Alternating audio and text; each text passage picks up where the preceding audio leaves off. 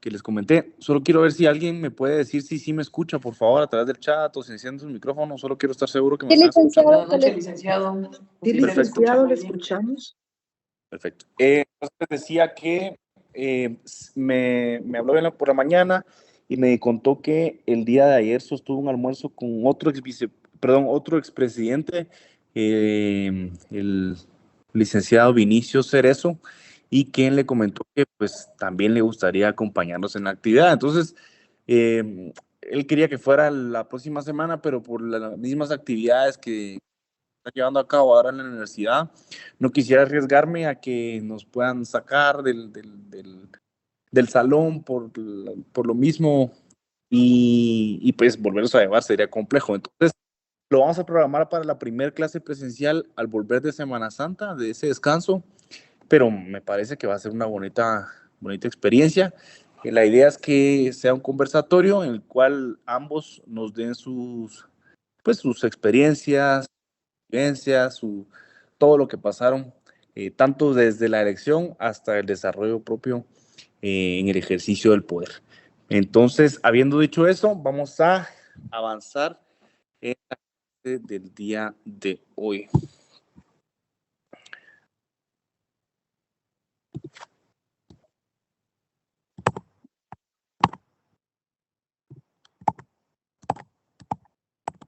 ¿Me dicen si me ven ahí, por favor? Sí, licenciado. Sí, licenciado. Perfecto. De cualquier manera, yo también ya les publiqué en el Padlet esa presentación. Ya está ahí lista para que la puedan visualizar si es que tenemos alguna interrupción o para que puedan estudiar para el próximo examen. Hoy vamos a ver o vamos a entrar de lleno ya hemos estado analizando toda la parte introductoria de qué es el poder, ciudadanía, el Estado y conceptos bastante básicos que han sido como preparatorios para entrar de lleno ya en materia. Vamos a ver ahora el organismo ejecutivo y para eso vamos a iniciar señalando que en Guatemala ha adoptado un modelo. Dijimos que el presidencialismo es eminentemente americano, allá todo gira en torno al presidente. Aquí en Guatemala podemos decir que sí fue adoptado, pero es un modelo semipresidencialista porque también hay un control bastante importante del Congreso de la República, lo cual limita de alguna forma que alguno de los que esté en el ejercicio del Ejecutivo pueda abusar de ese poder. Características, hay una división de poderes, por supuesto, de ejecutivo, legislativo y judicial. Se lleva a cabo a través de la elección del presidente, pues a través de una elección popular y directa. Y aquí en Guatemala, como lo hemos visto, el semipresidencialismo y el presidencialismo centralizan algunas funciones en el Ejecutivo y no es como en otros países, por ejemplo en Inglaterra, en el Reino Unido, que existe una figura del jefe de gobierno. Aquí se unifica en un mismo puesto, en un mismo cargo. Ahora, hay influencias teóricas que creo que la hemos visto desde antes. Está la de John Locke, de Montesquieu y de Hamilton.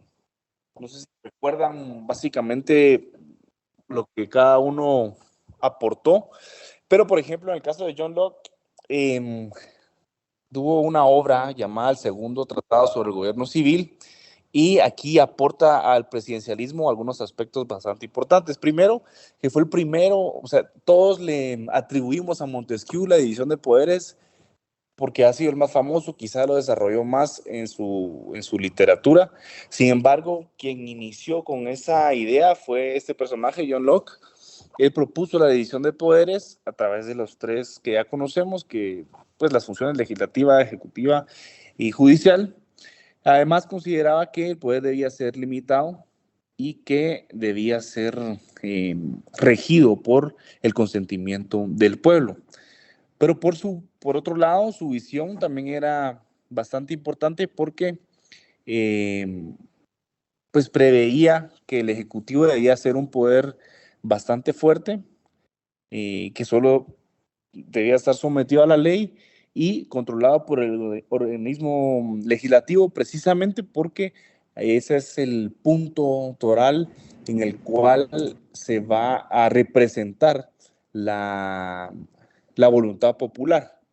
Entonces, de alguna forma, influyó directamente en la Constitución de Estados Unidos y en los sistemas presidencialistas latinoamericanos, que como es el caso de Guatemala, adoptó esa misma forma. Luego Montesquieu es un jurista posterior, ya todos hemos escuchado acerca de su obra El espíritu de las leyes, y él, por otro lado, como lo mencioné antes, perfeccionó este concepto de la separación de los poderes.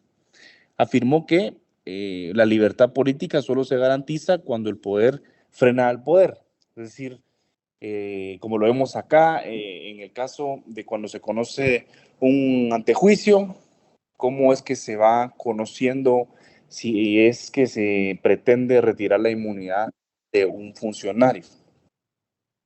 Pero además, él fue quien inspiró de alguna forma a la estructura institucional, adoptando algunos regímenes democráticos, como es el caso de nuestro. Por último, Hamilton, Alexander Hamilton, él defendió la creación de un ejecutivo fuerte, que fuera único y que, pues, por supuesto, fuera electo por el pueblo, pero por otro lado consideraba que un presidente debía tener autoridad, debía especificarse la duración del cargo y debía tener la capacidad para poder tomar decisiones o acciones bastante rápidas para poder garantizar la gobernabilidad en un país. Así que para hacerlo bastante resumido, podemos decir que Locke brindó la base filosófica, porque él fue quien inició con este movimiento. Luego Montesquieu ya hace un aporte de la estructura institucional de un Estado moderno. Y por último, Hamilton fue quien dio forma a un modelo más práctico de un presidente que sea electo democráticamente, con sus competencias bastante claras, fuertes y sujetas a un control constitucional y legislativo. Centralización administrativa. De alguna forma, esta es una organización jerárquica del Estado, es el presidente quien dirige de forma vertical a sus ministros, viceministros y demás funcionarios, como lo vimos en secretarios y demás personas que son nombradas directamente por él. Se sustenta el principio de unidad de mando y ejecución ordenada. ¿Recuerdan el caso cuando se quemaron las niñas en el Hogar Virgen de la Asunción, en el cual pues inició un proceso penal y evidentemente el primero que sufrió las consecuencias fue el director propiamente del centro, bueno, directora del centro. Luego también procesaron al secretario de Bienestar Social junto con subsecretaria, y de alguna forma querían llegar incluso hasta el presidente, que en ese momento era el presidente Jimmy Morales, si no mal recuerdo. Y esto lo decían porque precisamente hay una línea vertical de mando. Al final, ustedes saben que hay interpretaciones, a mi juicio, no, esa postura de llegar a ser presidente por una decisión que fue tomada en una secretaría, si bien es cierto que depende directamente del presidente, para eso es que se nombra a un secretario, quien es la máxima autoridad de la institución, y al final hasta ahí llegó. Luego, esta centralización administrativa garantiza eficiencia y control estatal sobre la administración pública. ¿Por qué? Porque todos los procesos son dirigidos desde la figura del presidente. ¿Cuáles son los requisitos y prohibiciones para ser presidente en Guatemala? Los básicos: ser guatemaltecos de origen, ciudadano en el ejercicio de sus deberes, tener más de 40 años y estar inscrito y habilitado en el registro de ciudadanos del Tribunal Supremo Electoral.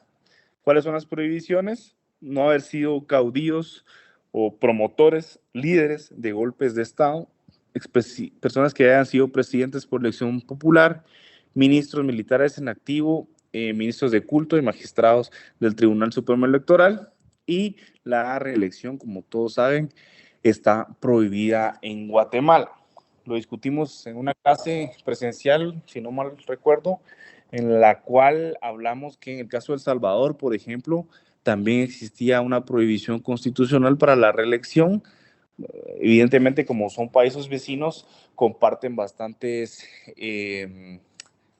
la identidad pues jurídica es bastante similar. Sin embargo, allá encontraron la forma a través de la Corte de Constitucionalidad para que se pudiera omitir esto, y lo vimos que el presidente Nayib Bukele fue reelecto. Afortunadamente, el presidente pues está haciendo un buen trabajo, por lo menos eso es lo que hemos visto a través de redes sociales, noticias y demás, pero es un movimiento bastante arriesgado, en virtud que pues hoy está funcionando. Sin embargo, no sabemos el día de mañana si pueda llegar alguna persona al poder con intenciones distintas y pues pueda permanecer en el cargo durante muchos años, como lo hemos visto en Nicaragua, por ejemplo, en el cual ese régimen ha durado ya muchísimo y se ha tergiversado, se ha desvirtuado el propósito de una presidencia. Incluso ahí se comparten la figura del Ejecutivo dos personas, que es un matrimonio, situación que creo que solo es el único país en el mundo, pero es producto de cómo se fue desvirtuando con el tiempo una iniciativa de estas. ¿Cuáles son las funciones del presidente? Están contempladas en el artículo 183 de la Constitución Política de la República de Guatemala. Como primer punto, cumplir y hacer cumplir la Constitución. Este debe ser garante a través de sus acciones, principalmente porque hemos hablado que la función del del Estado, es garantizar el bien común. Entonces, desde ahí empezamos señalando que debe cumplir con el respeto, la protección y la garantía de los derechos fundamentales de todas las personas que vivimos en Guatemala. Luego, no obstante, existe un ministro de Relaciones Exteriores o un canciller. Es responsabilidad y función del presidente dirigir la política exterior y las relaciones internacionales. El canciller, por supuesto, que tiene una representación diplomática, pero es el presidente quien autoriza, instruye y dirige la forma o la ruta sobre la cual se van a llevar las relaciones internacionales. Sanciona, veta y promulga leyes. Hemos visto que luego de que el Honorable Congreso de la República tiene a bien aprobar algunas leyes, luego pasan al organismo ejecutivo para que el presidente sea quien sancione o vete estas leyes. Por supuesto que su función es presidir el Consejo de Ministros, es decir, todos sus ministros reunidos integran el Consejo y es él quien lo dirige. Coordina el desarrollo nacional y nombra y remueve ministros y otros funcionarios que contempla la ley orgánica del Ejecutivo. Presidente como jefe de Estado. El presidente es la máxima representación del Estado ante la comunidad nacional e internacional. Simboliza la unidad del país, así lo contempla la Constitución Política de la República de Guatemala. Administra la defensa, soberanía y el orden constitucional, y es precisamente porque él como jefe de Estado tiene la facultad de dirigir incluso la fuerza militar. Y es desde ahí que debe garantizar el respeto a la soberanía nacional. Además tiene un rol de garante en los intereses del pueblo guatemalteco porque pues es el líder nacional y es quien debe de salir a defender los intereses de la mayoría de nosotros, no solo dentro del país, sino a nivel internacional. Esto, por supuesto, no es algo exclusivo de Guatemala, sino en todos los países del mundo. El presidente es quien funge como un garante de los intereses de sus representados. Luego está la figura del vicepresidente de la República, que es el caso que estamos viviendo una época en la que quien dirige esta figura es una dama. Me parece un avance bastante importante que se vayan abriendo espacios para las mujeres. Quizá ya el país esté preparado para que tengamos nuestra primer presidenta en unos años. El vicepresidente o vicepresidenta es la segunda en jerarquía del organismo ejecutivo. Su función clave es sustituir temporal o definitivamente el presidente. Temporal cuando salga del país, por ejemplo, alguien debe quedarse a cargo por razones de enfermedad, puede ser temporal, o definitivamente presidente cuando fallezca, renuncie. Es decir, esta persona, el vicepresidente, va a fungir como tal. Participa con voz y con voto en el Consejo de Ministros y puede presidir las sesiones en ausencia del presidente. Luego está el Consejo de Ministros y su gabinete. El Consejo de Ministros es un órgano colegiado. Deme un segundo.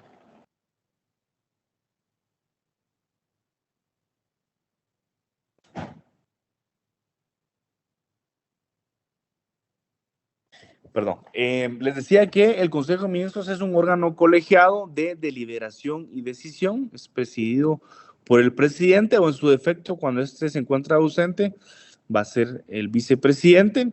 Responde solidariamente por sus decisiones, es decir, cuando se toma una decisión en el Consejo de Ministros, todos los que integran son responsables.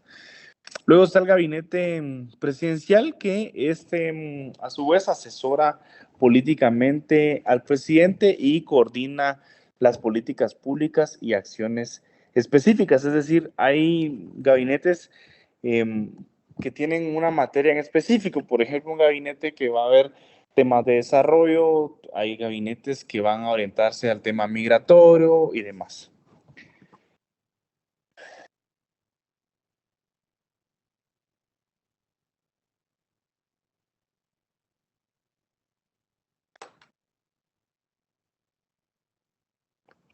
Ok. ¿En qué casos se sustituye al presidente? Primero, por elección popular, que es el caso normal que hemos visto, en el que se sustituye cuando se termina un periodo y asume uno nuevo.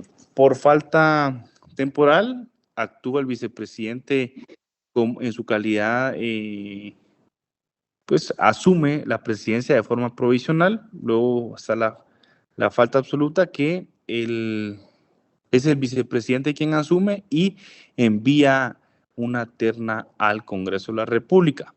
Si faltara, por ejemplo, el vicepresidente y el presidente, es el Congreso quien va a elegir a un sucesor a través de una elección a lo interno del Pleno del Congreso de la República.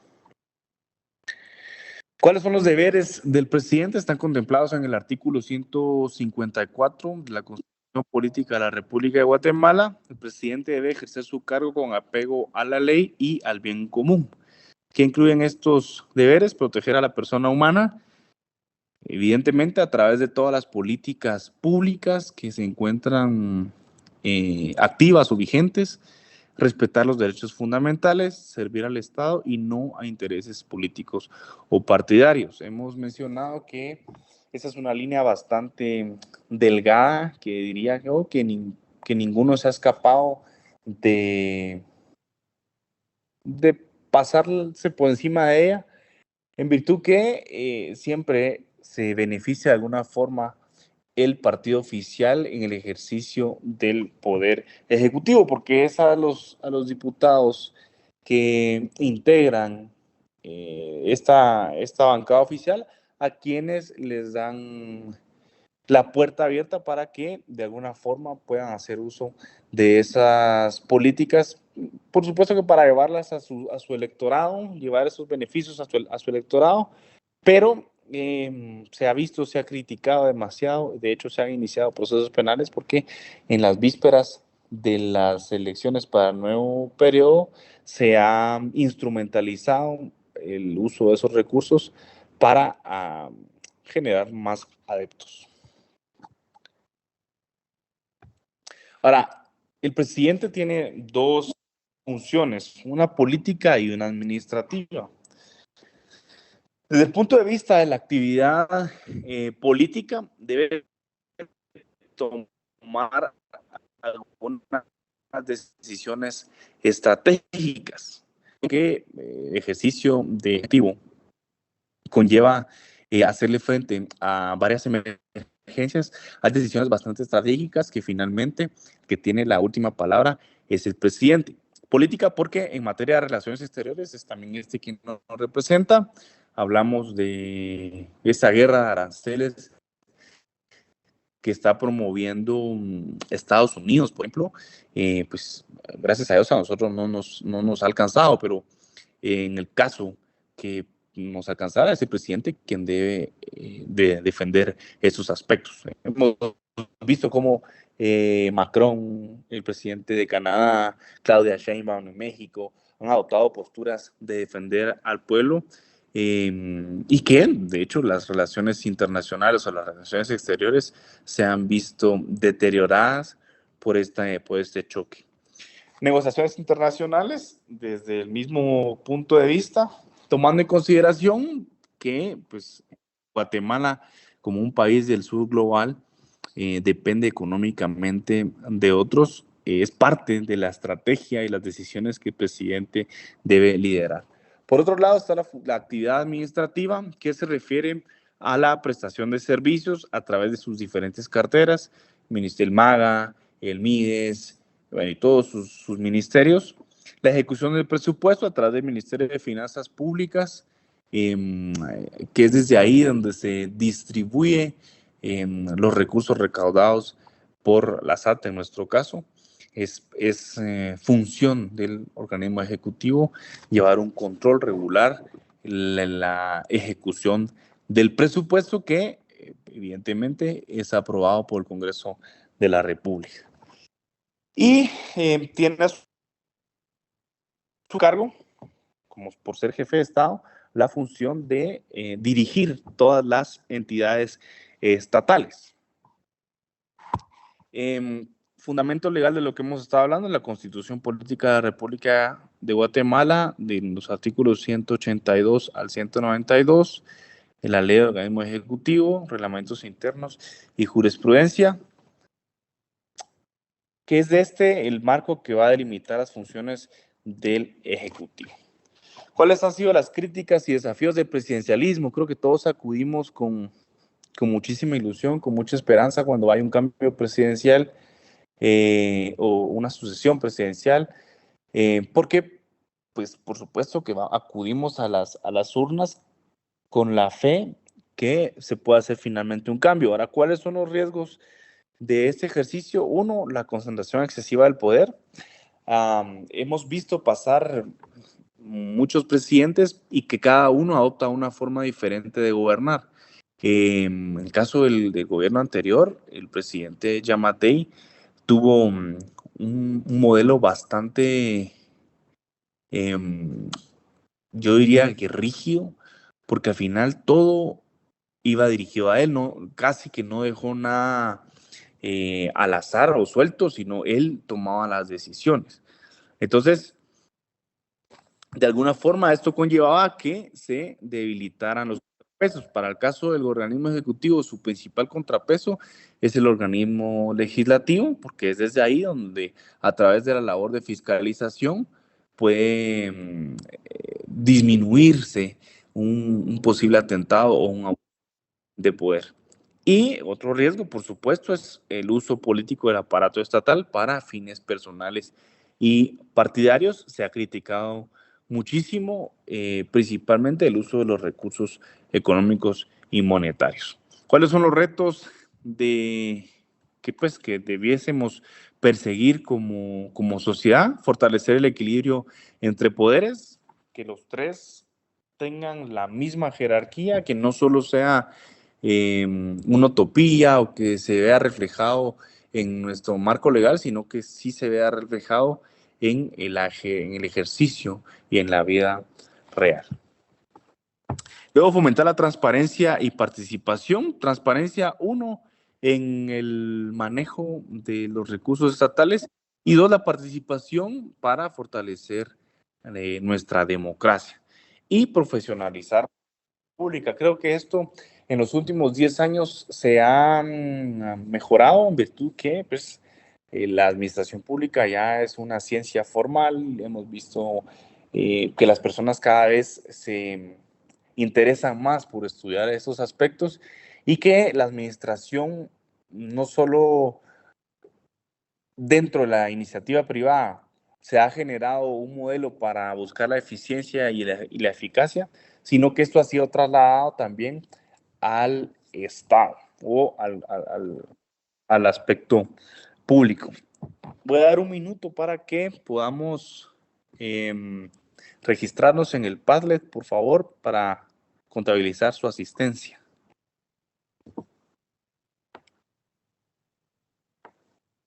Solo denme un segundo, voy a poner la fecha.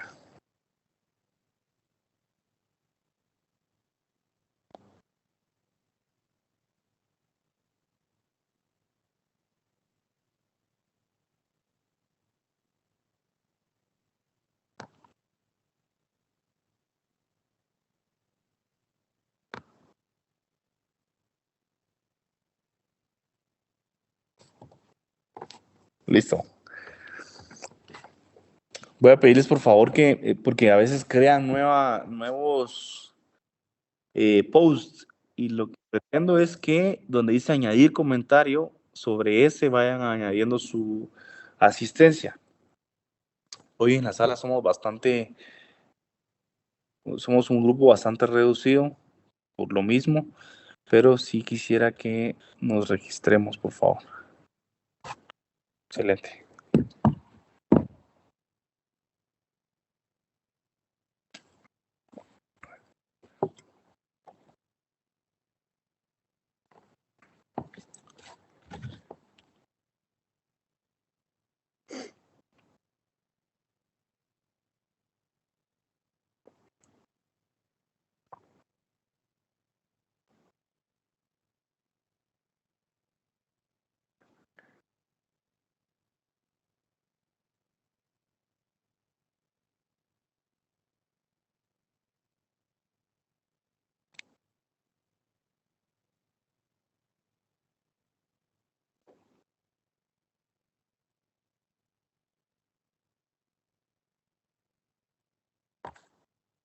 Ok, bueno.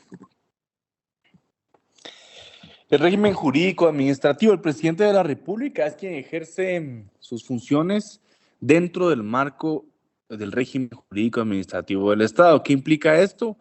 Primero, que en todas sus decisiones se apliquen los principios de legalidad, es decir, que todo lo que él realice sea con base en la norma vigente, el derecho positivo. Luego, la jerarquía, por supuesto, porque él es quien lidera todo el aparato gubernamental, y que esto lo haga sin perder de vista la eficiencia y la eficacia, principalmente porque ahora pues cada vez las herramientas digitales y la tecnología nos favorece para lograr que se observen estos principios de eficiencia y eficacia. También implica que coordine con los órganos ejecutores como ministerios, secretarías y direcciones generales, y que pues todos los servicios públicos lleguen hasta el último rincón del país. Y también esto implica la responsabilidad administrativa de todos los actos de gobierno. El artículo 182 establece que el presidente de la República es el jefe de Estado y dirige el organismo ejecutivo. Esta disposición se deriva en que la función de representación que tiene pues la función de representar legal y simbólicamente al Estado, que lleve a cabo una coordinación interinstitucional. Por eso es que cuando dentro de un partido se elige en sus bases que pues a la persona que va a liderar y que va a correr como presidente, que efectivamente conozca el Estado, que sea un estadista de verdad. Hemos contado con muy pocos de ellos, no todos conocen en su totalidad el Estado, pero se pretende eso precisamente para que cuando lleguen al poder, ese conocimiento sea útil para esa coordinación interinstitucional. Tiene el mando superior de toda la administración pública centralizada y descentralizada, es decir, es el jefe del gobierno. La función pública y el servidor público. El presidente y vicepresidente son servidores públicos por mandato constitucional, deben actuar con imparcialidad, transparencia y sujeción a la ley. Y por supuesto que su función pública no es delegable, salvo las excepciones legales que se contemplan en el artículo 221 de la Constitución Política de la República. ¿Alguien que me haga a favor de darle lectura al artículo 221?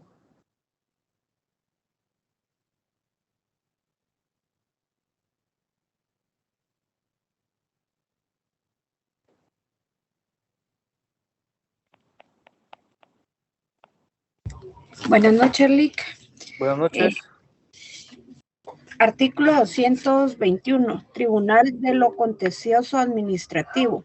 Su función es de contralor de la juridicidad de la administración pública y tiene atribuciones para conocer en caso de contienda por actos o resoluciones de la administración y de las entidades descentralizadas y autónomas del Estado, así como en los casos de controversias derivadas de contratos y concesiones administrativas. Para ocurrir a este tribunal no será necesario ningún pago o caución previa. Sin embargo, la ley podrá establecer determinadas situaciones en las que el recurrente tenga que pagar interés a la tasa corriente sobre los impuestos que haya discutido o impugnado y cuyo pago al fisco se demoró en virtud del recurso. Contra las resoluciones y autos que pongan fin al proceso puede interponerse recurso de casación. Ok.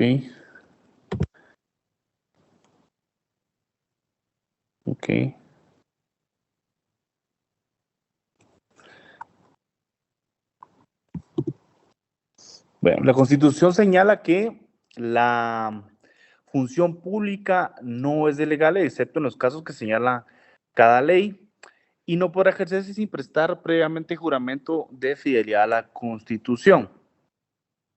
Es decir, que todo funcionario o servidor público debe ejercer de forma personal las funciones que le han sido asignadas, principalmente el presidente y el vicepresidente, en virtud que han sido electos a través de un voto popular.